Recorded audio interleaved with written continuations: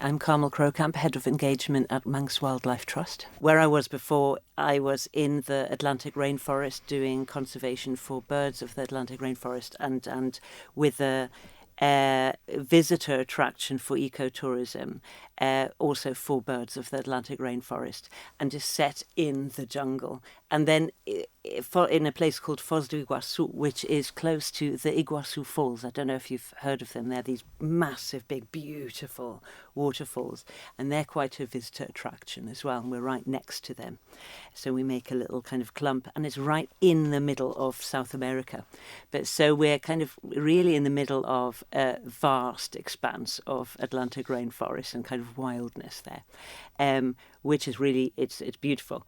And I grew up for a bit at least on the Isle of Man. So I moved here when I was 10, and I left when I went off for uni, and I came back, to see family, obviously. And I'm so thrilled to be back here. And I never in my life imagined that I'd be working in nature conservation on the Isle of Man. It's amazing. Yeah. Is that something you always wanted to do from sort of uni days onwards, or before that even? No, like weirdly, I did my degree in music, and then I just carried on at university and did a PhD also in music, but kind of looking at sociology and public perception of music, that kind of thing. Then my mum was out in Brazil because my parents founded this bird park that I ended up running later. And so I was at uni, I was doing my research, I was teaching the undergrad courses for music at Oxford, and very happy. And then I was like just looking at the end of my doctorate, was kind of approaching, ready to hand in, and I thought, what do I want to do? And I thought, oh, you know what? I think I want to just go and move to be closer with my mum in Brazil. And then I ended up taking on little jobs and just working a bit at the bird park, and then within a few years, I took over as CEO.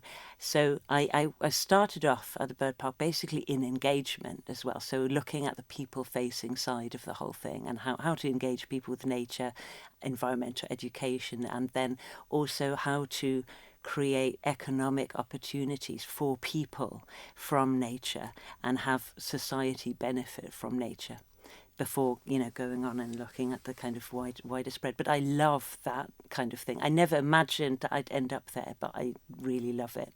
So very different, obviously, miles apart, very different in size, populations, politics, economics, all the rest of it. Do you see many similarities between your previous role and the role that you have now with MWT? Without sounding too boring, a lot of the methods are the same, in the sense that you want to listen to people, you want to understand how people feel, you want to understand the ways in which people are understanding the nature around them, and the ways that we can bring benefits to people from nature. You want to listen to people, you want to listen to nature, you want the good scientific nice study of nature and really understand what's kind of going on. And then I think there's a lot of interchange. I was looking at this. The Manx Wildlife Trust work a lot, which is wonderful. We're an organisation that's really made by the community, for the community. And there's a lot of community organising. We've got our communities officer, Hannah, who works just to support people, groups of people, communities, when they want to get something nice going for their space, for their churchyard, for their local gardening club, for wildlife gardening, for any number of things. It's a really wonderful kind of thing to have. And that kind of, and so basically you let the roots you let things kind of sprout out, and then you just try and look at that and foster it and grow it. So it's coming from people in the ways that look, good to them, supporting that. That kind of community organising theory actually comes from Brazil, right? It comes from, way back, a few decades back, there was a guy called Chico Mendes. He was basically a rubber plantation farmer, and he worked out ways to organise organize himself and the people around them to support. He was up in the Amazon to support the forest around them and to protect it, and therefore to also support and protect their own livelihoods. And he actually, in the end, he became an incredibly important figure in Brazilian nature conservation, and gave his name to the government institute that looks after biodiversity conservation in Brazil today, which is called the Chico Mendes Institute. He is the figurehead of that. There's lots of other examples. But there's lots of things from the Isle of Man, I think, that are important as well for the rest of the world, especially in today's day and age.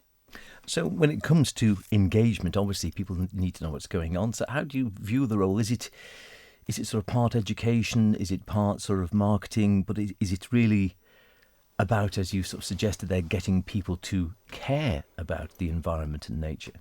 Yeah. It's about that's exactly it, and then all the different ways in which that helps nature and of course strengthens Manx Wildlife Trust. So it's about getting good nature learning, getting school kids, getting some nature literacy for people to understand what the local ecosystems are and also the issues. It's about fostering and growing membership. It's about our funding as well. But it's really nice to have a lot of that in the same kind of bucket, because it's whatever's really outward facing. We want all of that that interchange with people to happen in a wholesome, healthy way that benefits everybody, basically at the same time. And again, I suppose MWT seen as a sort of an umbrella organisation helping to pull together all the various organisations that are on the Isle of Man. There's obviously Manx BirdLife and there's Manx Fungi Group and Whale and Dolphin Watch and all these other groups. I mean, essentially conservation, but also a lot of work, and I'm thinking like sort of the work that David Bellamy and such like does with the farmers. It's working with, partly thinking about conserving areas, but also sort of being able to work with people, because at the end of the day, we've got to live and work on the Isle of Man as well. Yeah, and I think that's where the Isle of Man will have deeply positive story and probably a bit of a interesting, I don't want to say laboratory, it's an interesting place for the rest of the world, because the Isle of Man is particularly like kind of people and the landscape and the natural world have been kind of together and dependent on each other on the Isle of Man for a much longer time than in many other places in the world. So people depend on nature, and nature depends on people on the Isle of Man, and the ways in which actually all of the organisations you mentioned and Manx Wildlife Trust, and for example Manx Wildlife Trust, the support and that kind of close relationship, the work they do together with farmers happens in a really good way a lot of the time. The work that's been done with the fishing industries, for example, all the positive stuff that's happened around eelgrass bed recovery, with scallop fishing. That's those are the kinds of close cooperation where people are working together and create these really positive case studies that are important for the rest of the world, because these things are happening in the rest of the world where actually people and nature, the wild places get smaller, but people and nature get much more superimposed, and those things need to happen in a really good way where it's a win-win, basically. I suppose quite unusually to a degree, or relatively unusual, I'd assume, that your predecessor is now, in essence, your boss, and that Graham is now the chief executive officer. So is it handy for you to actually have the previous incumbent there in the organisation at the same time? Yeah, for me that was a real positive point. That was a real positive point, because it's wonderful to have a CEO who has a deep understanding of engagement, and he can give these clear mandates for us in engagement, where to go. He has a clear kind of vision, and he'll be confident in what he wants to do. And that's a really nice working situation. And It's an exciting time for Manx Wildlife Trust because we've had 7 years of Lee Morris, who kind of brought Manx Wildlife Trust to this level of maturity. He put in more leaders like David Bellamy, like Graham Makepeace-Warren, and for it to become more dynamic as an organisation to develop. It's come with these sort of the growth in the number and scale of the reserves that Manx Wildlife Trust has, and I think Graham's now can confidently take lots of these points forward, including engagement. It's really nice. And one of the targets sort of going forward is there's the Nature Recovery Network, which is sited across land and sea, nature-based solutions, and also connecting 1 in 4 people in the island to nature through local action for wildlife. Is that where do you sort of see it now? Because I think certainly I feel that in the sort of the last 10, 15 years, there's been a definite increase in the interest of the sort of the Isle of Man populace in our surroundings, our environment, our sort of biosphere and such like. How do you feel about that? I think so too. And when we talk about 1 in 4 people, that can be, things like doing wildlife gardening are really important, and getting people, and I think that much more people are engaging in these kind of things. Some of the gardening clubs that we support and some of the community initiatives we support, they've grown in quite recent years, or they've just sprung up and been born quite recently, and people really give their time. They are really dedicated to these things. They really and they love doing them, and being engaged in any level to make that 1 in 4 markers, it makes a really big difference. We're going to be watching and trying to grow that number. Do you have any priorities? I mean, you're relatively got your feet under the desk now. As you say, you're settling in, going round, no doubt, seeing how the island works and making your own sort of impression of the Isle of Man, or perhaps re-familiarising yourself with the Isle of Man, maybe in your case. Any particular priorities for you in the sort of first 6 months or so of the role? My mandate at the moment is carrying on and streamlining and implementing things that Graham had kind of started, getting in before he switched over to CEO. So I want to make sure that we get those things done for him. Then there's really interesting, I think, exciting things that we could be looking at. One of them is a little pilot that Manx Wildlife Trust ran very recently, which is green prescribing, which is ways in which doctors can prescribe time and social time with activities in nature for patients that would clinically benefit from it. And it's got to do with contact with people, and it's got to do with the proven benefits of nature.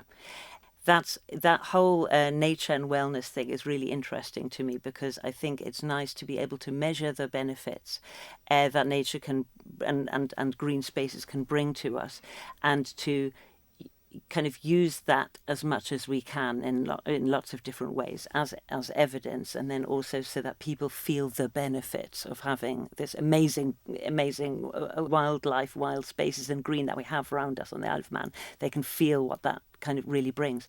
And another thing that is, it's interesting to me, but that's because of my background. I'm coming from ecotourism and a large ecotourism attraction in Brazil that we built up, and I'm going forward, I'm interested in just seeing what we can do to build and support those kind of economic benefits from nature tourism to the Isle of Man. And just finally, from your own point of view, clearly you're passionate across the board for wildlife and conservation and education and engagement and such like.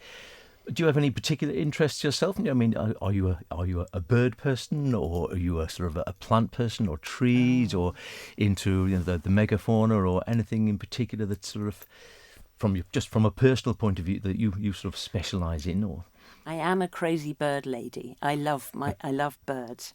I tend to love anything that isn't traditionally charismatic. I love the little forgotten things. I love discovery. And I love also the thing that I went for a walk with a Manx bat group on Saturday, which was amazing. And Oh, I Bob was Moon thinking and about this, yeah. yeah, and thinking of it's you, and you find this all the time. Whether you're looking at fungi, which are like massive bodies of living beings under our feet. We just see the fruiting bodies. There are whole dimensions of things that you're really completely unaware of. Same with bats, of course. There are so many bats, and they're very important.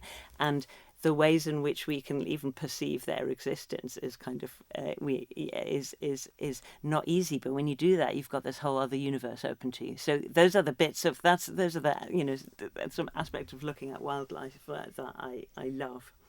But I'm with the little uncharismatic guys and sticking up for them. I like that.